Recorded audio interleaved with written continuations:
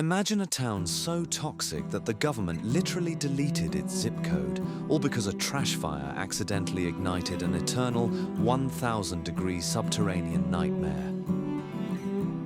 Most people just throw their trash away, but the residents of Centralia, Pennsylvania, stumbled into a mistake that would haunt them for generations, turning their quiet lives into a real-life horror story.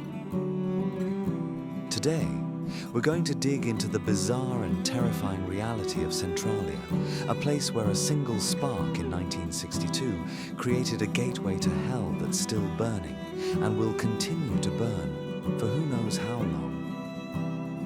Back in 1962, Centralia was a pretty typical American mining town. Its main street bustled, kids laughed, and life chugged along with the rhythm of any small, close-knit community.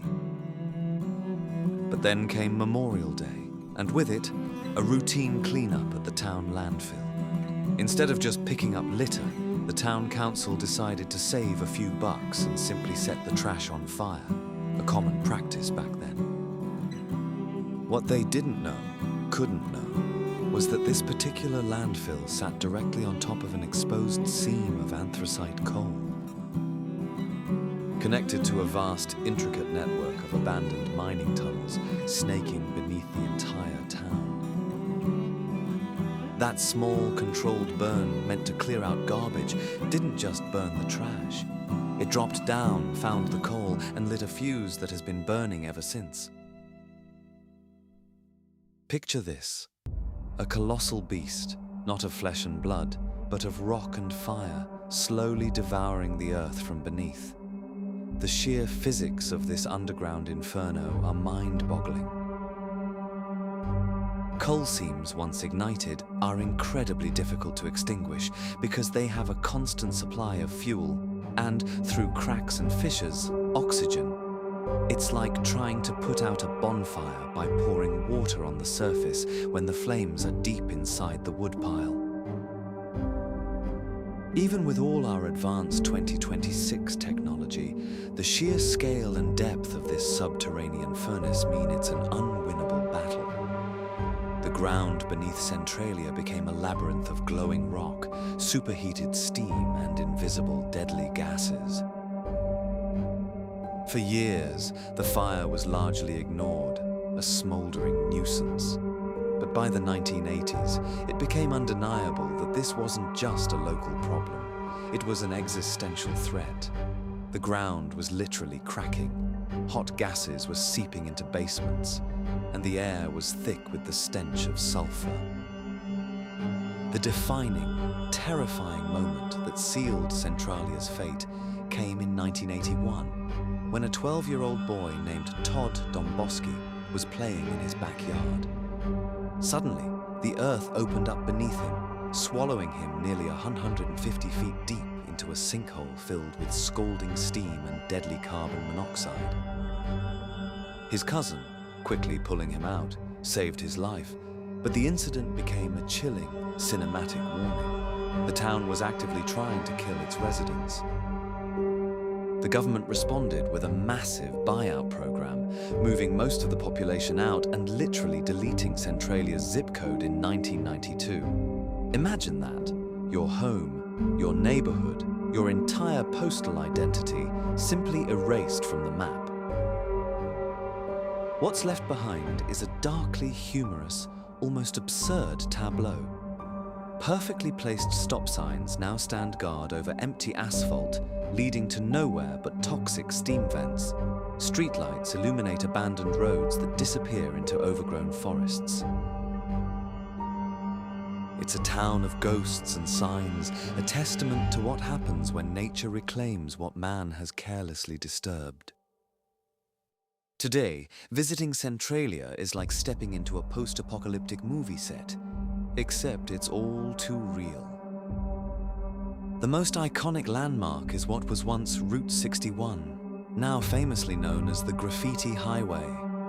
The earth itself has buckled and heaved, pushing up the pavement, twisting it into strange, jagged peaks and valleys.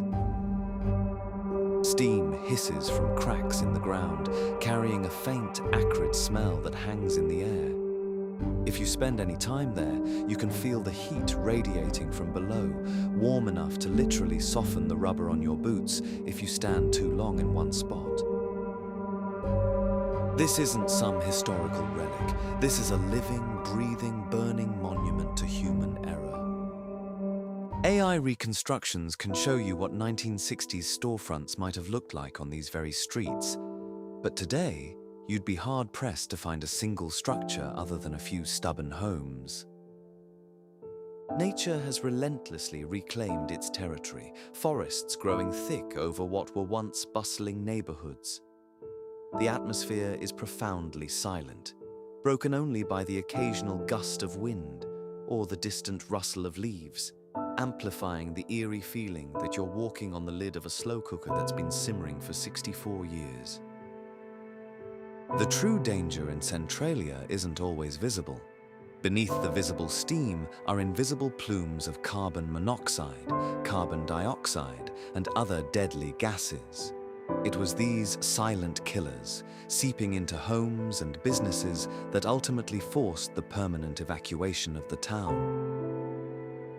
Even as most residents left, a handful of determined holdouts refused to abandon their homes. This led to an even stranger reality. The state eventually invoked eminent domain, seizing ownership of their properties, even though these residents were allowed to live out their lives there, like permanent federally sanctioned squatters in a dying town. It's an eerie thought, but the local cemetery is now ironically the most populated part of Centralia. The living moved out, but the dead, buried beneath the perpetually smoldering earth, remain. While Hollywood has often tried to capitalize on Centralia's story, framing it as the inspiration for the Silent Hill video game and movies, the truth is far stranger and more unsettling. There are no actual monsters, no fog-shrouded demons, just the silent, relentless monster of the earth on fire, a slow-motion disaster that science and engineering couldn't conquer. Centralia serves as a staggering, smoldering lesson in the cost of human error. A few careless decisions by a town council made to save a little money on trash disposal spiraled into a multi-million-dollar disaster, an environmental catastrophe, and the complete annihilation of a community. In 2026, the fire continues its slow creep. Geologists and mining experts estimate that the underground blaze has enough coal to burn for another century, possibly even 250 years, spreading further into the surrounding landscape. Amidst the desolation, a time capsule monument stands, a grim reminder of a town that history tried to bury but couldn't. It's filled with objects meant to be opened in 2016, but many believe it was moved or its contents lost, adding another layer to the town's tragic narrative. Centralia is a stark monument to negligence, a place where a small, forgotten mistake turned into an eternal inferno, forcing us to ask, how many more hidden fires are we igniting today?